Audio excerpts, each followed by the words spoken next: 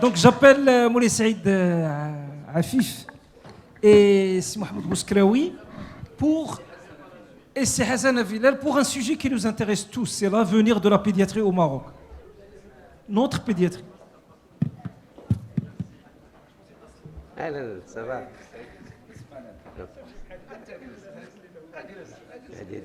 directement.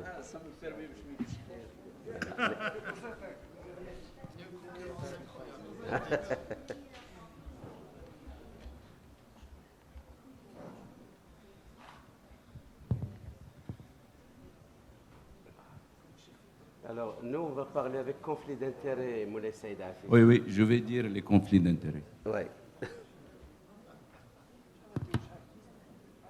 C'est bon? Oui. Tu avances.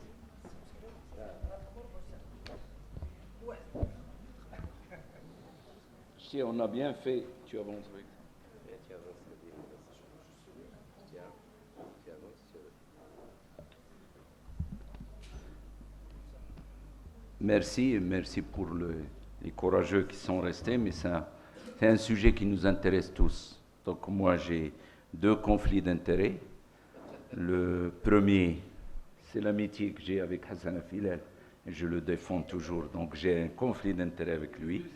Et le deuxième conflit d'intérêt, c'est la pédiatrie, et c'est une spécialité qu'on doit tous défendre. Donc comme vous l'avez vu, exprès, je n'ai pas mis de nom parce que ça nous intéresse tous. Et j'ai mis beaucoup plus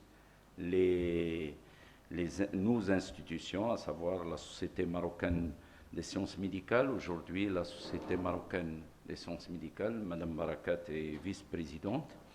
Elle regroupe plus de 42 sociétés savantes nationales, donc dont la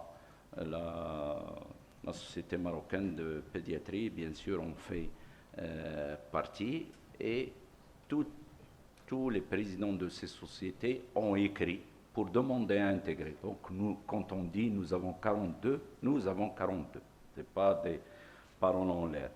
Et bien, notre société mère, il faut le dire, et c'est pour cela que j'ai dit, j'ai un conflit avec Dr Afilel, parce que on a été plusieurs à demander au docteur Afilel de rester pour cette période de transition qui est de 3 ans, c'est-à-dire un mandat, et on a changé parce qu'avant, il ne fallait pas cumuler 2 mandats, maintenant c'est 3 mandats. Et pour qu'il puisse accepter, nous avons été obligés de mettre 3 mandats et non pas mettre à l'infini parce que c'était difficile de le convaincre de rester pour un mandat de plus. Et on l'a fait parce qu'on a besoin de lui, et en fait, quelque part, on l'a obligé en lui disant qu'on va tous être avec lui. Lui, surtout, c'est Mohamed Bouskraoui qui a initié tout un mouvement de refonte de la Société marocaine de pédiatrie. On le remercie, même s'il est resté dans les coulisses. Donc, pourquoi ? Parce que l'avenir de la pédiatrie, on le voit, il est en péril, et pourtant, comme on le sait, nous qui sommes dedans, c'est une spécialité essentielle qui mérite de retrouver ses lettres de noblesse, et on doit toutes entreprendre pour encourager les jeunes, et on va refaire cette présentation avec plus de jeunes, ou en s'adressant aux plus de jeunes, parce que c'est à eux, c'est eux qui sont les plus intéressés, et c'est eux qu'on veut convaincre.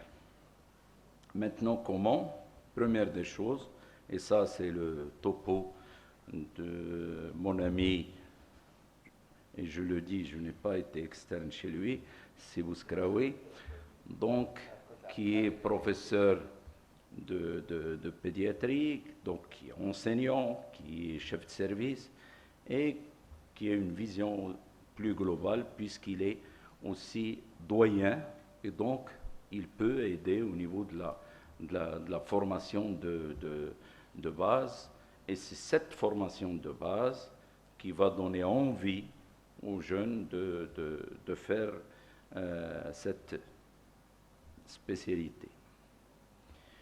Et aussi, on en a parlé, le développement des surspécialités. Je dis que j'ai partagé cette présentation avec plusieurs personnes.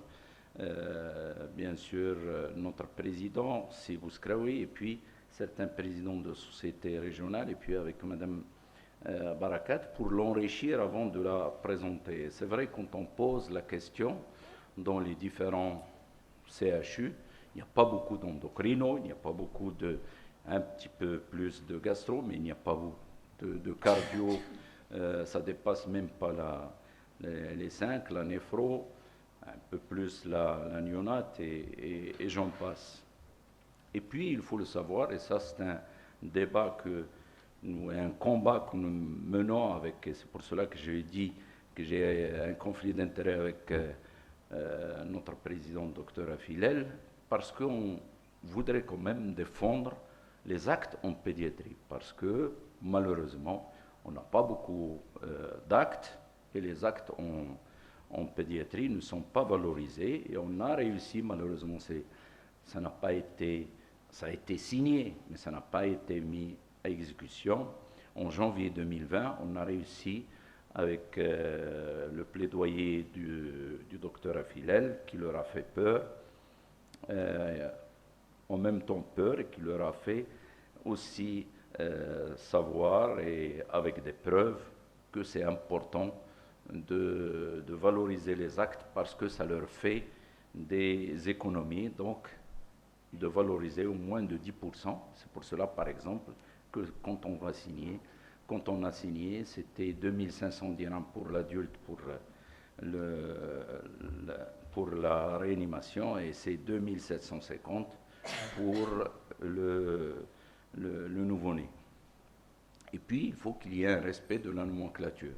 Nous voulons bien sûr, travailler en collaboration avec les gynécos, mais les gynécos, il faut qu'ils sachent que le pédiatre est important, qu'il n'est pas là et que le bébé ne leur appartient pas, ne le refile pas au pédiatre. Et c'est un combat que nous menons aussi avec Hassan Afilel. Il faut le savoir que c'est inscrit dans la nomenclature. L'assistance à la césarienne, c'est un cas 40. C'est 900 dirhams, et c'est pour cela qu'on a demandé que cet acte sorte du forfait et soit individualisé. Parce que le pédiatre laisse son cabinet et se déplace à la clinique, et à la fin, pour toucher 300, 400, des fois 500 dirhams, mais pas plus. Le remboursement des vaccins à 100%, et ça aussi c'est important, parce qu'il est illogique, maintenant avec la couverture généralisée, que les gens continuent à aller dans les centres de santé. C'est une sorte de caisse de compensation. Ce n'est pas normal que notre État achète pour 600 000 naissances. Elle doit acheter au moins dans un premier temps, puisqu'on a déjà 34%, il doit acheter pour 400 000 naissances, et vous avez les chiffres, ça c'est les chiffres de l'ANAM, ce n'est pas mes chiffres. Donc, en 2017, on vaccinait 17 000 enfants. Aujourd'hui, on vaccine 12 000 enfants. Et quand vous discutez avec les laboratoires producteurs de vaccins, il y a une diminution quand même de 60%. Ça leur fait peur. Donc, il faut que ça soit remboursé. Et autre anomalie qui est criante, on est en train de faire le plaidoyer avec le président de la Société marocaine de pédiatrie, et à chaque fois j'insiste, c'est pour cela qu'on a besoin de lui et qu'on a besoin de la société, parce que c'est elle qui va se mettre en avant. Il est illogique et inconcevable d'avoir un programme national d'immunisation, c'est-à-dire initié par notre État, initié par le ministère, et que le vaccin anti-rotavirus et le vaccin anti-HPV ne soient pas remboursés, jusqu'à maintenant. Alors que normalement, c'est à chaque fois, oui, ça va passer, et on attend. Les campagnes de sensibilisation, et là aussi, nous voulons faire avec notre ami c'est Mohamed Bouskraoui, qui fait là aussi un travail exceptionnel, puisque tout le monde en profite au niveau d'Infovac Maroc, il est le président d'honneur et il est aussi le président du comité scientifique. Et on est en train de mener au niveau d'Infovac Maroc, on prépare une campagne de sensibilisation et on a été rassuré par le dernier, et on était avec le président Hassan Filal, par la dernière réunion du comité technique de vaccination. Notre ministère se réveille et donc on a dit qu'on allait faire une campagne de sensibilisation avec la Société marocaine de pédiatrie, avec Infovac, avec toutes les associations régionales et avec notre ministère de tutelle et avec le ministère de l'Éducation nationale pour la médecine scolaire. Remboursement des actes. Nous avons des actes de diagnostic rapide, des tests multiplex antigéniques qui ne coûtent pas cher. Leur prix en France est de l'ordre de 6 €. Ici, ils sont à 120, 150 dirhams. Il est logique de ne pas faire un test antigénique à 150 dirhams au cabinet qui va nous dire est-ce que c'est un VRS, est-ce que c'est une grippe, est-ce que c'est Covid, et de l'envoyer faire un multiplex au laboratoire à 2000 ou 3000 dirhams. Donc ça s'appelle de l'économie. Et j'ai discuté dernièrement avec le directeur général de l'ANAM, et donc on va initier sous la tutelle de la Société marocaine de pédiatrie un protocole sur les bronchiolites où on va inclure ces tests et on nous a promis que ça va être remboursé, mais on va le faire vite. Des actes aussi comme la nubilisation, comme les tests cutanés, et j'en passe, il faut que ces actes soient remboursés de manière logique, de manière raisonnée, mais que ça soit remboursé. Comme ça, le patient pourra se faire rembourser quand ils sont faits au niveau des cabinets. Et même au niveau des hôpitaux et tout ça, puisque maintenant c'est le groupement sanitaire et les hôpitaux, les CHU vont avoir le vrai statut d'autonome puisqu'ils vont avoir des recettes. Établissement d'un partenariat efficace entre le secteur privé et les départements de pédiatrie du secteur hospitalier, que ce soit dans le public ou dans le privé. Maintenant, c'est la grande refonte dans notre système de santé, à savoir faire des groupements sanitaires territoriaux et aussi mettre en exergue le partenariat public-privé et qu'il ne soit pas, comme c'est le cas maintenant, limité à l'offre sur la dialyse. Il faut que ça s'étende pour les autres. Et donc là aussi, ça c'est un cheval de bataille de notre ami professeur Bouskreoui, c'est-à-dire il faut qu'on ait notre propre épidémiologie. Malheureusement, on ne fait pas assez d'études et on a essayé l'année dernière pour la bronchiolite de faire contre nous, ça a été initié par le Ahmed, un réseau, et on a montré l'augmentation des bronchiolites et c'est nous qui avons attiré l'attention de notre ministère de tutelle. Et l'efficacité du calendrier vaccinal, parce que là aussi c'est une anomalie. Quand on introduit un vaccin, il n'y a pas d'études avant, il n'y a pas d'études de suivi au cours, il n'y a pas d'études après. On va à l'aveugle et ça ne peut plus se faire. Et développer, là aussi c'est un cheval de bataille, et on vous le dit, et on va s'adresser de manière solennelle à l'ensemble des associations régionales, bien sûr sous la houlette de la Société marocaine de pédiatrie qui doit être le coordinateur, d'avoir un logiciel commun pour qu'on puisse faire les études ensemble, pour qu'on puisse travailler ensemble. Et bien sûr, ça va nous permettre d'avoir beaucoup de choses. Quand on voit ce que fait Active, c'est des choses qui sont simples, mais qu'on n'arrive pas à en mettre, nous, en place sur le terrain. Renforcer, bien sûr, ça avec notre ministère de tutelle, on a fait tout un travail qui a été initié par Dr Filal et professeur Barakat, et nous avons la liste, puisqu'on a écrit à tout le monde, nous avons demandé l'avis de tout le monde, On a une liste maintenant, et hier, j'ai appelé le directeur du médicament avant de venir ici parce qu'il fallait que je dise quelque chose de vrai. Et donc, ça va être promulgué incessamment, puisqu'on a réussi au niveau là aussi de la Fédération nationale de la santé, dont c'est Hassan Filal est le vice-président. On a les laboratoires, on a tout le monde. Et donc, ces laboratoires sont prêts à ramener ces médicaments, même si c'est des petites quantités, si ça doit sauver des vies. Et là aussi, c'est important, établir un carnet de santé unique. À chaque fois, le ministère sort son carnet, les laboratoires sortent leur carnet, ça suffit. Et les pédiatres aussi font leur carnet, ça suffit, il faut qu'on ait un carnet unique. Et là, je demande à Monsieur le Président qu'on fasse un comité avec le président qui dirige, avec l'ensemble des sociétés de surspécialité, chacun une personne par bureau, et avec les associations régionales, et on fera un écrit à Monsieur le ministre de la Santé pour que ce travail se fasse sous la houlette de la direction de la population, en incluant bien sûr le ministère de l'Éducation et la santé scolaire. Renforcer la collaboration, c'est vrai qu'il faut qu'on...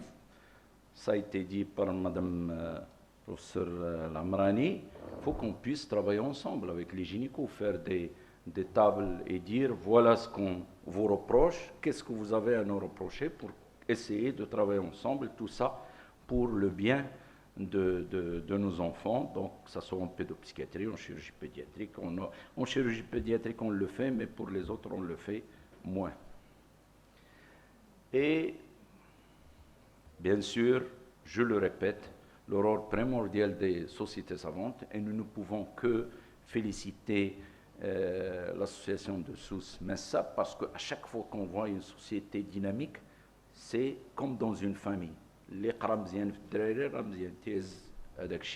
Donc, le président, c'est lui qui doit être le plus fier de ses enfants, et donc de féliciter davantage nos amis de Souss Messa. Et ça, c'est Monsieur le doyen. J'espère que je n'ai pas été long.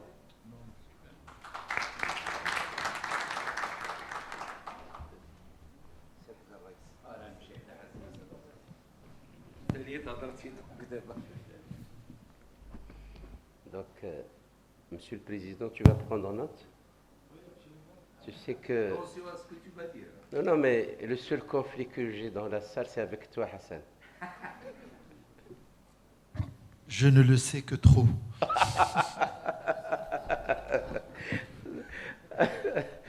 Donc, très rapidement, si vous voulez projeter, s'il vous plaît, le document, voilà. Donc, pour être très rapide, l'état des lieux. La pédiatrie elle a une grande place dans le système de santé, je pense entre pédiatres, on le sait très bien. Les pédiatres, c'est 8% de l'ensemble des spécialistes, mais c'est un chiffre à actualiser. La liste des services de pédiatrie, c'est plus 9% de la totalité de la capacité litière pour vous montrer l'importance d'accord des pédiatres. Dans chaque CHU, il y a un hôpital dédié à l'enfant, mais et le grand défi, c'est quoi? C'est réduire la mortalité. Heureusement que le même objectif, l'objectif, il est là. Le rationnel, c'est quoi? C'est que l'enfant n'est pas un petit adulte. Souvent, on nous dit que l'enfant est un adulte en miniature. C'est que l'enfant aujourd'hui est acteur de ses droits. On parle de plus en plus. La néonate, il s'émerge de plus en plus comme une discipline complexe pour vous qu'on l'enseigne correctement et pour démystifier les choses. L'environnement de l'enfant devrait être solide parce que finalement, les médecins d'adultes doivent savoir que avoir un enfant qui grandit correctement, c'est avoir un adulte épanoui sur le plan psychique et mental et tout ce que vous voulez. La difficulté, c'est quoi après le rationnel? C'est que nous avons malheureusement une spécialité trop vaste. On n'arrive pas à tout maîtriser. La spécialité de la pédiatrie, comme toutes les autres disciplines, elle est toujours en développement constant. Dépendant de son environnement. La pédiatrie في نواكشوط ماشي نتاع مراكش ماشي ديال باريس ماشي ديال هذا. Donc, n'enseignons pas la pédiatrie de Paris في مراكش.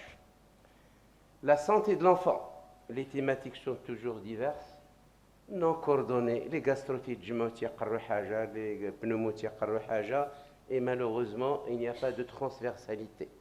Donc ça serait le rôle de notre société mère, la société marocaine de pédiatrie. Tu vois la tâche qui t'attend, Hassan? La nouvelle vision. La nouvelle vision, c'est qu'il faut une volonté politique forte, mais ne lançons pas la balle qu'aux politiciens. حنا بعدا نخدموا. Souvent تنقولوا الفقراء ما داروا والو, حنا لتحت ما درنا والو, donc تحت ما دار حتى حاجة. Participation de tous les pédiatres hospitaliers ou libéraux. كلها il est un acteur pour développer la pédiatrie. Alors, شنو هذا وقع هنا؟ Oups. C'est avancé. Très bien. Et puis, j'ai oublié de vous dire, bien sûr, que la pédiatrie est une population hétérogène. On a le nouveau-né, le petit enfant, le grand enfant, et l'ado, le pré-ado qui va ressembler un petit peu à l'adulte. Alors, les objectifs, je passe très rapidement. La médecine, la pédiatrie, on oublie, c'est la médecine de l'enfant et de l'adolescent. D'accord? La diversité des champs Gouta, le développement des connaissances, passons sur ça. La surveillance régulière du développement, ça fait partie des tâches, les surspécialités à la formation, et surtout, il y a un changement des missions des pédiatres. L'infection qui tue, la diarrhée, les IRA, toujours, mais ce n'est pas l'hidda avec toute la problématique et l'approche santé publique qui m'a qu'un trouble. Et donc, il y a émergence des maladies chroniques. Les pédiatres s'intéressent de plus en plus à suivre les maladies chroniques. Nous faisons de plus en plus de diagnostics de maladies rares et nous arrivons à faire survivre pas mal de bébés. L'autre fois, je l'ai dit, mais il ne suffit pas de monter des consultations, mais il faut l'approche des discussions, d'échanges entre les différents intervenants. Si c'est facile de dire que j'ai été de consultation, mais c'est l'approche globale, c'est la discussion entre les différents intervenants, c'est les bilans, comment parle le parent, etc., qui nous manquent. Et puis le conseil génétique, on a de plus en plus de généticiens chez nous qui interviennent, heureusement, avec la neurogénétique, la biologie moléculaire, etc. Et puis l'augmentation de l'activité des préventions, on a de plus en plus d'obèses. Donc on dit, il y a un problème de nutrition. La malnutrition tuait les enfants. Nos enfants, maintenant, c'est l'obésité. La prévention des comportements à risque. Autour des écoles, vous avez des gens qui vont vendre de la drogue, qui vont vendre etc., un peu de tout. Et les enfants sont donc en danger et en précarité. Il y a les activités de dépistage, quoique il y a toujours des choses qui nous manquent encore, comme le dépistage de la phénylcétoniurie, etc. Les mutations importantes de la société, et puis bien sûr avec Sa Majesté qui est maintenant la révision du Code de la famille. Et donc les mutations, il y a beaucoup de changements. On a de plus en plus d'enfants avec un seul parent, donc beaucoup de choses qui changent. Les questions de protection, juste un petit peu, j'augmente votre appétit pour la discussion, je ne vais pas trop m'étaler. Les droits de l'enfant, on a un observatoire des droits de l'enfant et les gens sont de plus en plus conscients de tout ça. Et toujours, il faut un enfant épanoui, équilibré, humanisé, d'accord? On oublie toujours l'aspect psychologique, d'accord? Et puis les futurs adultes, bien sûr, toujours, il a qu'à nous des enfants épanouis. Alors pour terminer, plusieurs défis à relever dans l'avenir de la pédiatrie au Maroc. L'organisation des parcours de santé. C'est sûr que la pédiatrie, mais au sein des soins pédiatriques, de la permanence des soins pédiatriques et la formation. Je passe sur l'organisation des parcours de santé. Je pense beaucoup de gens peuvent intervenir là-dessus dans l'assistance. la redéfinition de parcours, la promotion des soins, l'éducation pour la santé, la place de pédiatre au maintien des liens familiaux, la prise en charge des maladies chroniques, j'en ai parlé, d'accord, et je passe. La permanence des soins pédiatriques dans les défis à relever, l'enfant, vous savez qu'il y a plusieurs situations aiguës, même une fièvre aiguë isolée, ça va un petit peu stresser les parents. Est-ce qu'il y a une méningite derrière? Est-ce qu'il y a un truc derrière qui reste un peu? Et donc le recours facile aux urgences hospitalières et donc une réflexion profonde sur les urgences pédiatriques sur le plan national. Et ce n'est pas toujours évident, la discussion éternelle entre les vraies et les fausses urgences qui vont remplir un petit peu les consultations, les salles de consultation d'une urgence. La prise en charge ambulatoire, est-ce qu'il y a une communication entre pédiatres, médecins généralistes? L'hospitalisation, pas toujours nécessaire. Et donc il faut faire la promotion des hôpitaux de jour. Moi je l'ai appris, ça fait longtemps, de mon maître Philippe Rinalt pour développer l'hôpital de jour avec mon maître Abidi. Après on l'a développé sur Marrakech. Et puis surtout, ce qui nous manquait, c'est l'interface publique-privée. Un privé fâché, l'hôpital, aucun retour. Ou vice-versa peut-être. Donc je pense qu'on a énormément de collègues résidents internes et il faut juste un courrier standard et des choses, un minimum d'efforts pour que rendre service à nos pédiatres libéraux dans leur cabinet, d'accord, et qu'ils se sentent quand même qu'il y a de retour, qu'il y a de feedback. La formation. Très rapidement, il faut répondre aux exigences actuelles. Les stages en ambulatoire, malheureusement, on veut former quel pédiatre? Il a fallu le cabinet. Pourquoi moi je 100% soins tertiaires? علاش ما يمشيش يدير ان ستاج عند سي حسن فلال ولا عند عفيف في كازا ولا عند سميتو؟ pourquoi pas? Je pense qu'il faut réfléchir sur ça en profondeur. La pédiatrie communautaire ambulatoire, il faut que lui inculquer ça. Un jeune pédiatre qui veut partir en privé, مسكين فاش تيسال يبغي يمشي للبريفي ما تعرف لا كيفاش يحل الكابيني لا لا بروسيدور لا هذا. Aucune formation dans ce sens-là. La spécificité de la pédiatrie ambulatoire, ce n'est pas purement du tertiaire. Rassure, les urgences, mais malheureusement, traiter une otite, une angine, un impétigo, des petites choses comme ça, malheureusement, il n'est pas formé dans ce sens-là. Il faut que mes collègues universitaires développent davantage de formations interuniversitaires utiles et avec moins flux, moins cher. C'est très important. Le développement professionnel continuera doit aller à Moulay Saïd et la connaissance globale du champ de la pédiatrie, là, ça pose problème. Qu'est-ce qu'un pédiatre, jeune pédiatre devrait connaître? Bien sûr, moi, ce que je démystifie les choses lorsque je vais au briefing de matin et je suis coincé, je leur dis le truc, je ne l'ai jamais vu après 35 ans de pédiatrie. Voilà, je ne vois pas ça. C'est dire qu'il faut démystifier les choses, que les gens savoir poser les problèmes, essayer de les résoudre. Les moyens, c'est la méthodologie. Ce n'est pas les connaissances. C'est une giléa.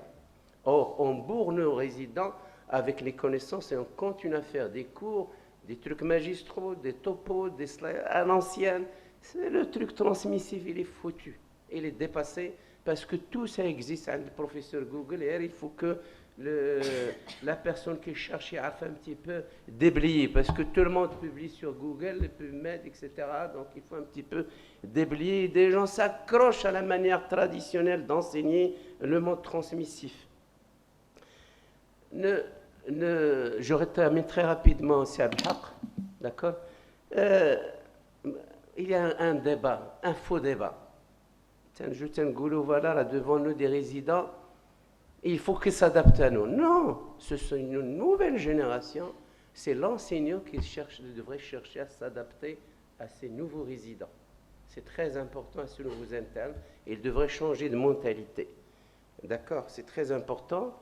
Et puis, est-ce qu'on va continuer à faire des cours l'IFLBA? La bronchiolite, des slides, je projette un truc sur les slides de A à Z. Non, c'est dépassé. Il faut que l'étudiant, le résident doit prendre les documents. On peut faire de la classe inversée, par exemple, et venir à discuter que les points essentiels. que la démarche, le raisonnement.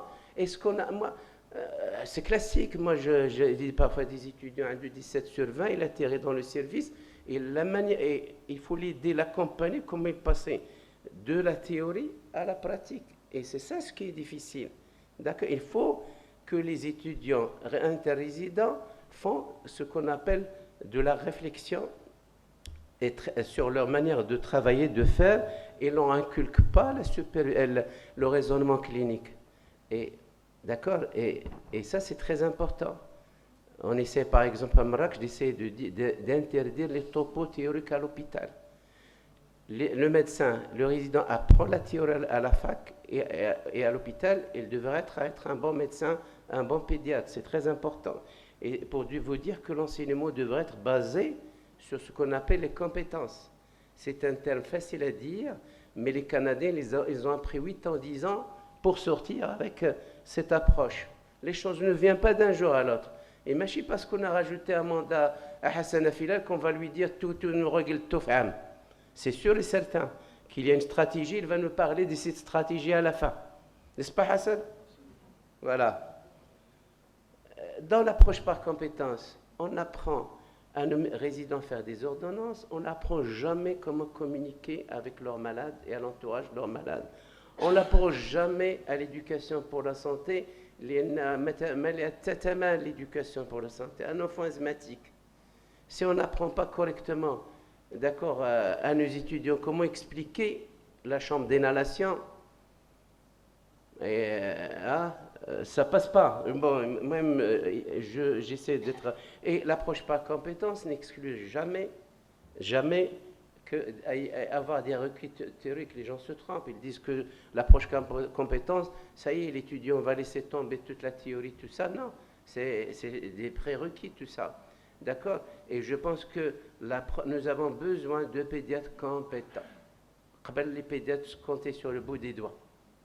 ياك سي بوشعيب كان عندكم قبل ذاك اليهودي من بعد ما كانت عاد جيتي نتاع جاو السي السعدي جاو دوت كوليغ اكسيتيرا مي دابا لي بيديات كاينين اون فو با دي بيديات تhéoriciens on veut des pédiatres compétents c'est très important et le changement c'est toujours pas évident.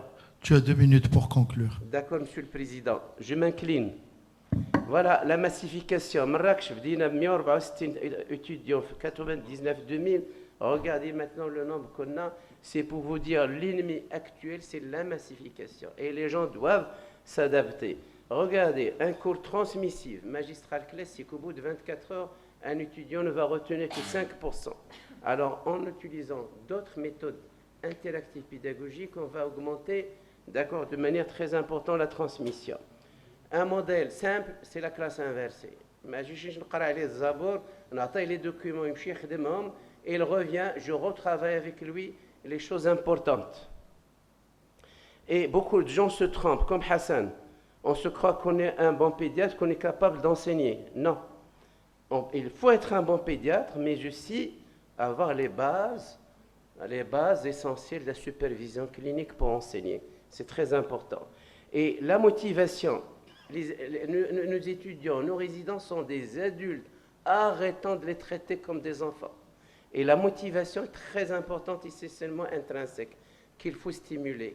Et il faut toujours du feedback. J'ai pris beaucoup de temps et notre Sir Gragui. Il y a un travail de fond. Il a un travail de fond, de feedback avec tous ces joueurs. Il fait des mises au point près et tout ça, ça ne va pas passer. D'accord? Voilà, donc, révision de l'enseignement futur est une urgence. Il y a une diminution d'infection, il y a émergence d'autres priorités. Difficultés scolaires. l'hygiène scolaire كيف كان قبل. Regardez كيفاش داير دابا l'hygiène scolaire, la médecine scolaire. Et puis d'autres exemples. Et puis l'organisation interne de nos hôpitaux universitaires de pédiatrie. Il n'y a aucune concertation entre les gens et ni la référence, la proximité. Et ce qui est clair et net, qu'il y a des enseignants qui arrivent à monter des équipes solides, et il y en a qui n'arriveront jamais et qui doivent se poser des questions à monter des équipes. C'est très important. Le maillage régional entre hôpitaux de région, pédiatrie libérale communautaire devrait travailler.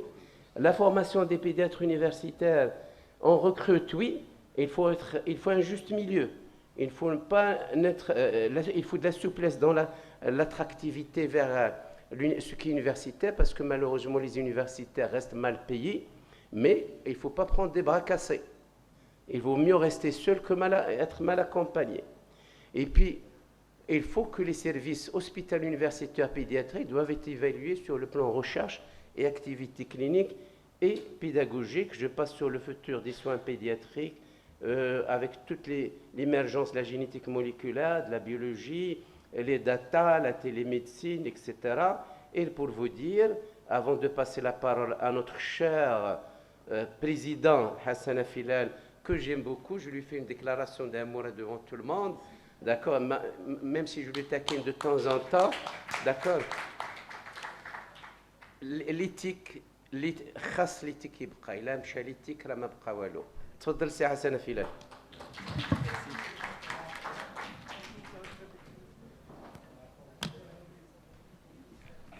Alors, inutile de vous dire que je ne suis pas d'accord avec ce qu'a dit le professeur Bouskraoui, bien qu'il ait dit des choses vraies. Il m'aime beaucoup, ça c'est vrai, et puis je ne pourrais pas tout corriger en un an. Et ça c'est aussi vrai. Et aussi il a dit un truc vrai, c'est que l'adolescent, c'est la seule mortalité dans le monde qui ne change pas. Je suis dans le Bureau mondial de pédiatrie, et c'est le seul problème qui est mondial. On n'arrive pas, il est entre l'adulte et l'enfant, personne ne s'en occupe. Et nous avons 25% d'obésité, ce qui est un problème. Alors, je vais vous parler des Marocains. Je vais vous parler des Marocains. Ce qui s'est passé dernièrement a montré que nous avons des racines. Nous sommes un peuple bon. Nous sommes généreux. Ce qui s'est passé avec le tremblement de terre a démontré que notre intérieur était exceptionnel. Et nous sommes fiers de notre peuple et de notre pays. Et ça, c'est extrêmement important à dire et à le rappeler. Et puis, un Marocain, on peut beaucoup le pousser à donner si on le considère. Il faut de la considération. Et ça, c'est extrêmement important de le savoir. La considération, c'est pour en revenir à ce que disait Si Mohamed par rapport aux étudiants. Si vous les considérez, vous le rendez bien. On a besoin de contacts, de réseaux, et que les personnes se sentent dans une relation d'égal à égal, parce que c'est fini le mandarinat. Quand on imposait aux étudiants des choses. Voilà. Je vais vous parler aussi de Raza. Je suis désolé de m'évader un petit peu, mais nous avons écrit un communiqué tous ensemble, la pédiatrie, que nous avons envoyé aux Palestiniens, et nous avons envoyé aux journaux, vous avez peut-être lu. C'est-à-dire que nous sommes solidaires et nous sommes très touchés par la sauvagerie de ce qui se passe. Et moi, je vais vous dire, ces derniers temps, je suis fatigué parce que je n'arrive pas à dormir sans voir les informations jusqu'à des heures, vraiment, à 2h, 3h du matin, je suis en train de regarder ce qui se passe. Est-ce qu'ils vont rentrer dans Gaza? Qu'est-ce qui va se passer?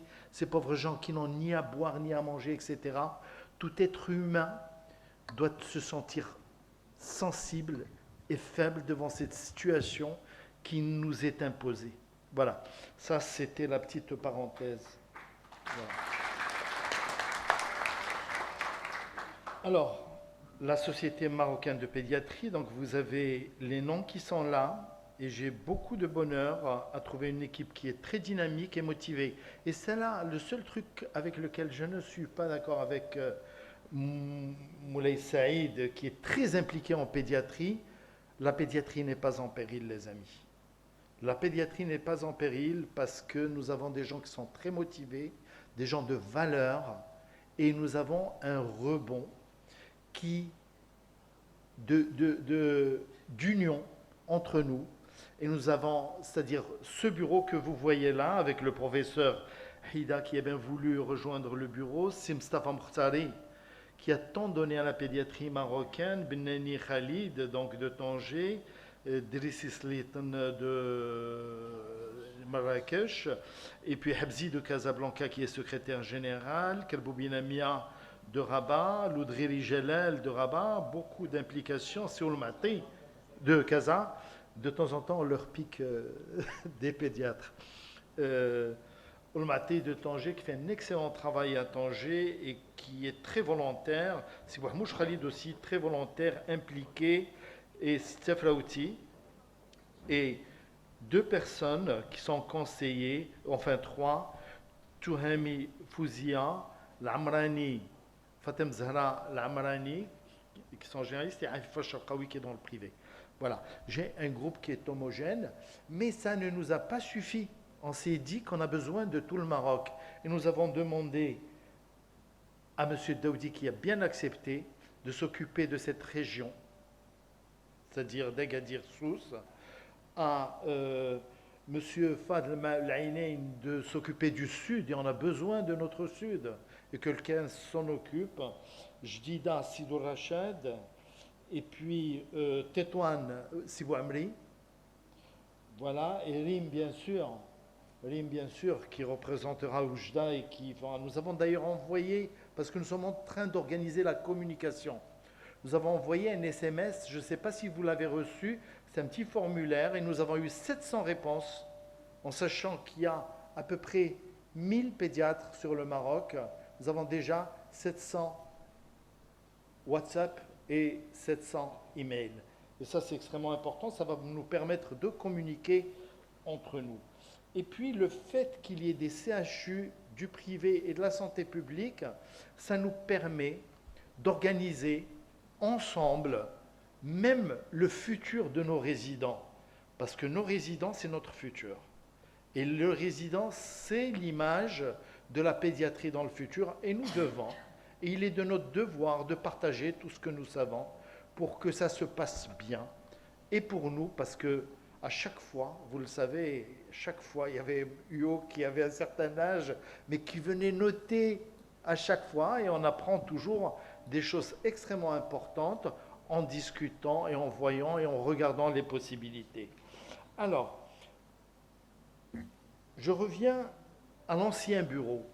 L'ancien bureau était exceptionnel, nous avons beaucoup travaillé, nous avons été handicapés par le Covid, parce qu'il y avait peu de réunions possibles et c'est très difficile. Ce n'était pas dans nos mœurs de faire des zooms, mais nous avons travaillé. Nous avons envoyé, nous sommes ceux qui ont le plus envoyé de lettres et communiqué avec le ministère de la Santé pour la rentrée scolaire, pour les protocoles, pour libérer les enfants qui à un certain moment étaient complètement oubliés. Nous avons envoyé une dizaine de lettres sur les médicaments, surtout pour les enfants. Et nous avons aussi fait des choses comme le parcours de soins. Vous imaginez que pour aller voir un pédiatre, on allait passer par le généraliste et que nous avons enlevé ça à l'ANAM. C'était un truc de fou. Mais quand c'est écrit, les lois sont très difficiles à changer au Maroc. Donc heureusement qu'on était là, et on a enlevé une deuxième chose qui était aussi importante, c'est qu'ils voulaient que pour la réanimation néonatale et pédiatrique, il fallait que ce soit un anesthésiste réanimateur adulte qui signe, sinon la prise en charge n'est pas délivrée. Et donc nous avons rattrapé ça à la dernière minute. C'est-à-dire que c'est pour vous montrer le degré de folie parfois qui peut être dans une sorte de loi qui va nous ficeler les choses et il va falloir des années pour rattraper ça. Voilà, durant le Covid, donc alors on est aussi dans le comité d'alerte pour les pénuries de médicaments. Nous faisons, comme je l'ai dit tout à l'heure, beaucoup de pression sur le ministère et honnêtement, il y a un dialogue. Il n'y a pas de personne qui nous prend de haut ou qui dit non, ça ne me regarde pas, etc. Tout ça. Et nous avons des relations. Nous avons aussi un comité d'alerte au cas où il y aurait quelque chose en pédiatrie. Et ça, c'est venu du fait quand on a demandé, qu'on a dit qu'il y avait un impact psychologique durant la Covid chez les enfants. Nous avons fait des communiqués d'alerte avec la Société marocaine des sciences médicales et avec les psychologues. Et ils ont écrit avec nous. Alors, déjà, nous sommes à l'international, donc, et Les Palestiniens vous remercient tous pour votre implication. Quand je leur ai envoyé notre communiqué, franchement, ils m'ont écrit des lettres absolument exceptionnelles et ils m'ont dit de vous remercier. Donc voilà qui est fait, vous le savez. Voilà. Alors, nous sommes déjà, ça fait pas longtemps donc qu'il y a un nouveau bureau, mais nous sommes en train de travailler sur une charte. Une charte de relations entre nous déjà. Entre nous les privés, entre nous avec le CHU, entre le CHU dans le CHU, et avec, bon, bien sûr qu'on aura besoin de vous tous, parce que les problèmes sont là. Il y a des choses, on se doit un respect mutuel, et puis enlever, l'écrire en toutes lettres. Pas de médisance, pas de critique d'ordonnance, pas de changement, téléphoner aux collègues, lui demander les choses, qu'il y ait une relation mature entre les gens, c'est extrêmement important pour nous, et même qu'il y aura un chapitre à adopter ou pas du pédiatre et des relations avec les parents. Parce que nous avons des gens qui sont perdus quand ils vont à l'hôpital, qui vont chez un pédiatre, et je pense qu'il faut y penser. Donc nous avons déjà commencé à travailler sur ça. Communication, site web, etc., j'en ai parlé. La régionalisation, j'en ai parlé. Voilà, donc grossièrement, c'est ce que je voulais vous dire. Et c'est aussi qu'on a besoin de vous tous. Et celui qui a une idée, celui qui a une demande, qui nous la communique, et nous essayerons de faire du mieux que nous pouvons, en sachant qu'il y a actuellement, on est fort de nos associations régionales. Et la preuve, aujourd'hui, franchement, c'était extrêmement bien. Je te félicite, c'est de vous dire encore une fois, et tout ton bureau, parce que je suis sûr que tu n'es pas seul dans cette affaire-là, et que les collègues aident, et qu'il faut les motiver, et les impliquer. Voilà, et donc, il y a ceci. Nous avons aussi, avec Moulay Saïd, nous avons aussi impliqué les Africains francophones. Les Africains francophones, nous avons établi des relations avec eux. Ils sont très heureux de travailler avec nous. Et ils sont demandeurs. Et franchement, ça m'a fait une petite larme aux yeux quand ils ont envoyé, tous les États se sont cotisés, ils ont envoyé 1 200 € à donner aux victimes du tremblement de terre. Ça m'a extrêmement touché. Je leur ai écrit une lettre de remerciement en votre nom à tous. Voilà, je pense que j'ai fait le tour de la question. Je ne sais pas si Saïd, si tu as quelque chose à rajouter.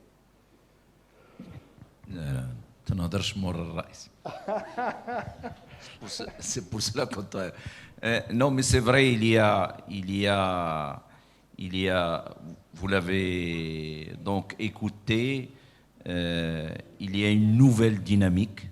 Dans le bureau, il y a 5 CHU, parce que la Société Savante, c'est une société savante académique, donc c'est important.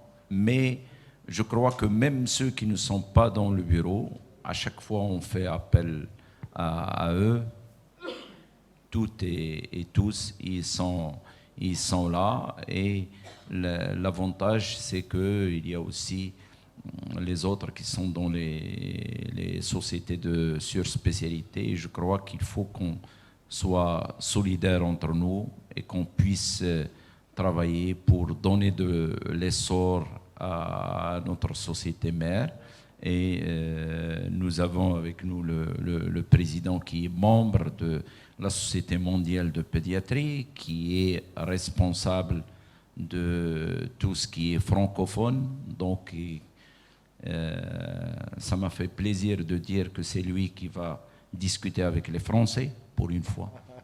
Donc c'est bien. Donc c'est lui qui va les introduire dans la Société mondiale de pédiatrie. Donc il y a beaucoup de choses à faire. Et je crois que le fait d'avoir de mieux communiquer, de communiquer vite et via le WhatsApp et via les mails, et que chacun doit se sentir concerné, chacun doit se sentir qu'il est membre du bureau de la Société marocaine de pédiatrie, même s'il n'est pas inscrit au niveau des autorités, et de faire des propositions. Et je crois qu'on peut déjà, au niveau de l'échantillon qu'on a devant nous, que les gens puissent, au moins quelques-uns, s'exprimer, dire qu'est-ce qu'ils en pensent de tout ce qu'a dit le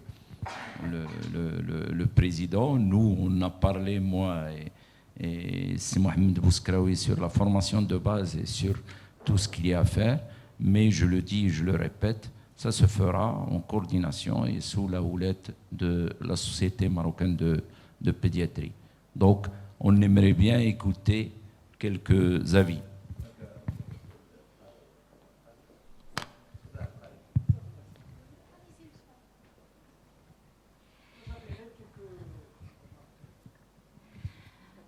Merci beaucoup pour les efforts déployés.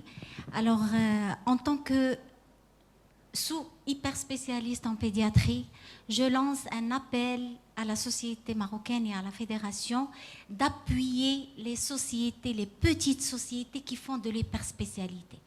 Donc, déjà, on est dans le combat avec les adultes pour laisser naître ces surspécialités. Donc, c'est un combat qui est dans l'Europe, il l'a vécu, les pays développés l'ont vécu. Nous, on est en train de le vivre maintenant. Donc, il faut nous épauler, il faut nous aider, les petites sociétés. C'est la première des choses. La deuxième des choses, c'est qu'il faut faire connaître. Il y a des gens qui font du travail extraordinaire, qui font des choses innovantes et qui ne sont pas connus. Ils n'ont pas ils n'ont pas l'opportunité de présenter ce qu'ils font. Ils sont pas connus et on continue à adresser les malades à l'étranger pour des avis d'expertise alors qu'on a 10 000 experts dans notre pays. Ça, c'est la première des choses. La deuxième des choses, c'est que je sais que ce n'est pas un problème, c'est-à-dire ce n'est pas le vrai travail de notre association, mais elle peut quand même nous aider, laisser les CHU faire le niveau 3.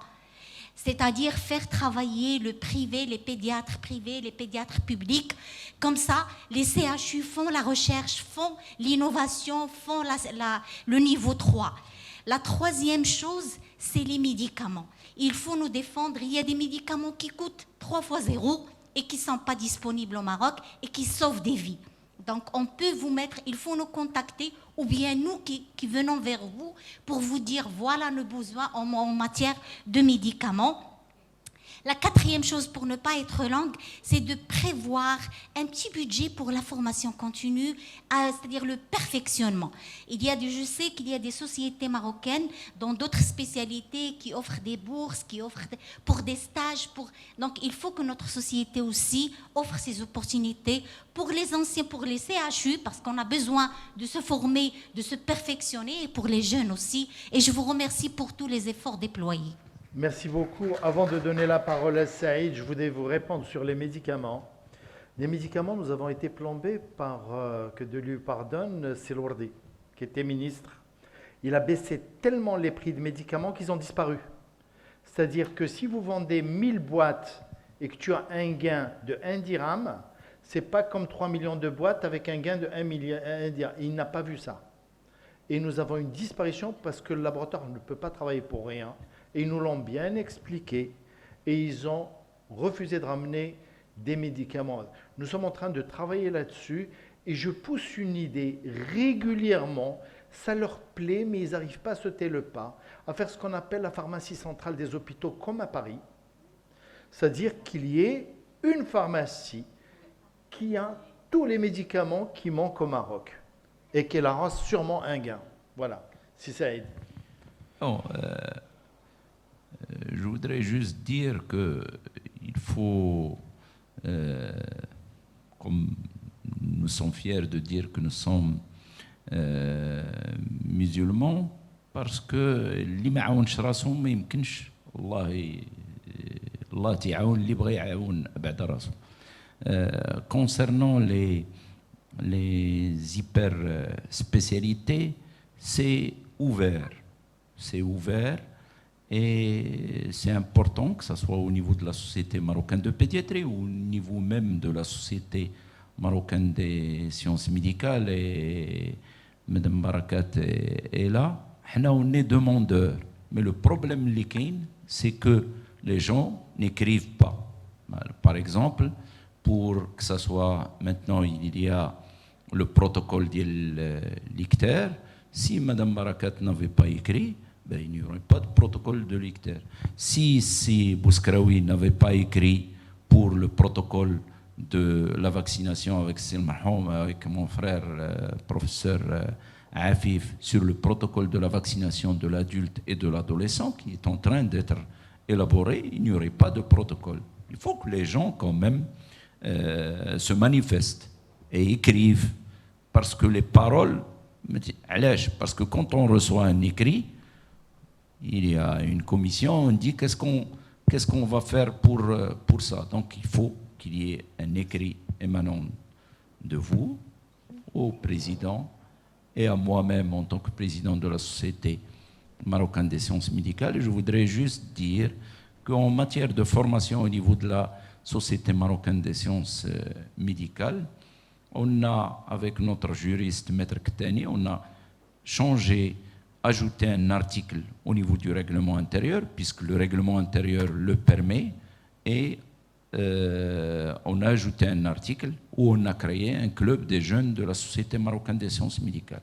Ce club des jeunes, il y a les titulaires, qui sont les étudiants de 6e année, puisque maintenant c'est 6 ans, les internes et les résidents. Et j'ai appelé personnellement l'ensemble des doyens, y compris mon cher ami et frère Sibous-Kraoui, pour me donner les noms des représentants, c'est-à-dire est-ce que c'est le doyen, est-ce que c'est le vice-doyen. J'ai appelé ces Olmati, les deux qui sont là, c'est Serraj de Oujda, tous et toutes. Et donc, nous avons actuellement un club des jeunes avec un comité exécutif, avec un conseil d'administration, avec une revue